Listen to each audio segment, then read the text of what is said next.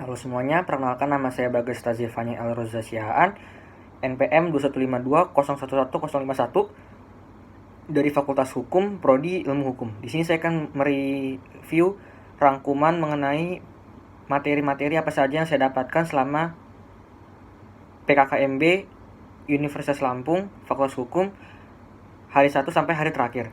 Yang pertama, saya mendapatkan beberapa materi, yaitu pembinaan Gerakan Nasional Revolusi Mental di era Revolusi Industri 4.0 dan kenormalan baru oleh Profesor Dr. Karomani. Dan juga kami para mahasiswa diajak untuk melihat video mengenai bela negara serta bahaya intoleransi dan radikalisme serta terorisme yang disampaikan oleh Komjen Polboy Rafli Amar. Kemudian materi terakhir, kami para mahasiswa diajarkan bagaimana cara beretika media sosial melalui sebuah video.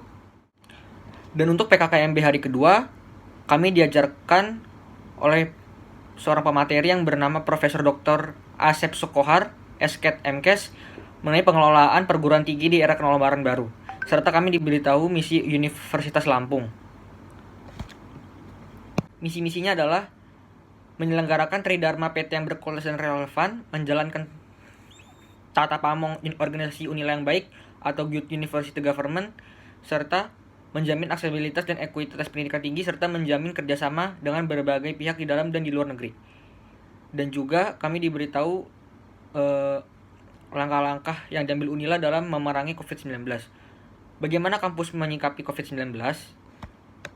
Seperti membentuk Satgas COVID untuk pencegahan COVID-19 di lingkungan kampus. Dan juga Unila menyediakan oksigen untuk dosen, tendik, mahasiswa yang membutuhkan, serta isoman di SPTN Unila, serta kerjasama dengan RS rujukan. Dan juga Unila menyelenggarakan vaksinasi kepada beberapa ribu masyarakat.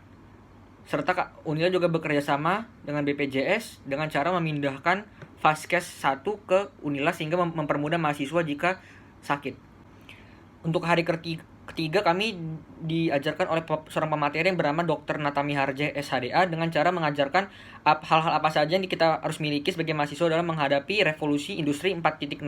Kita harus mempunyai beberapa top skill, yaitu complex problem solving, coordinating with others, thinking, creativity, people management, emotional intelligence, judgment and decision making, negotiation, service orientation, dan cognitive flexibility.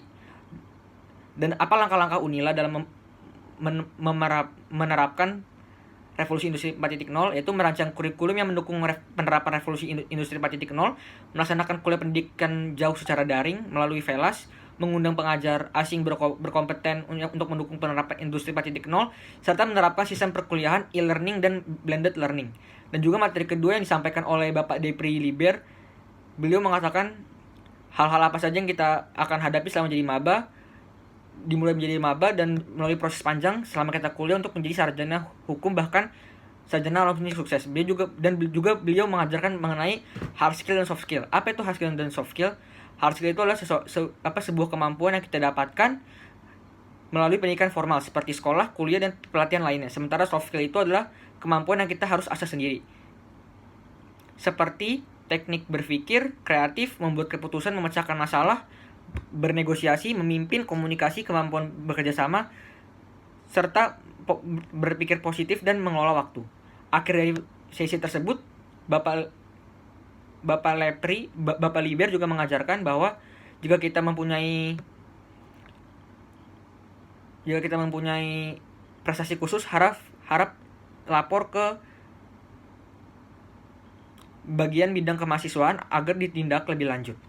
Untuk hari terakhir, kami diberi materi oleh Ibu Yulianeta selaku Wakil Dekan Bidang Keuangan mengenai fasilitas-fasilitas di Unila.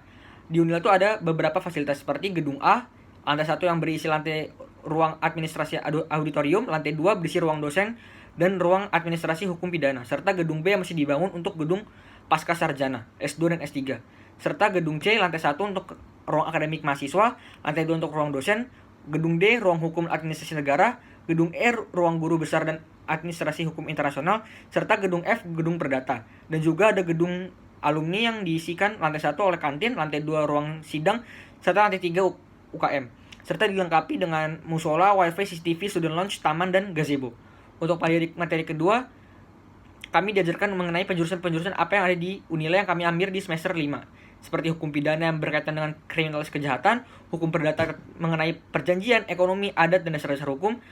Yang ketiga ada hukum tata negara, hukum administrasi negara, dan hukum internasional. Serta materi ketiga kami diajarkan mengenai pengenalan lembaga seperti BEM, DPM, Hima Pidana, Hima Perdata, Hima HAN, Hima HTN, Hima HI, serta organisasi seperti Mahusa, Mahkamah, Persekusi, POSI, dan PSBH. Demikian penjelasan saya mengenai materi PKKMB hari pertama sampai hari terakhir.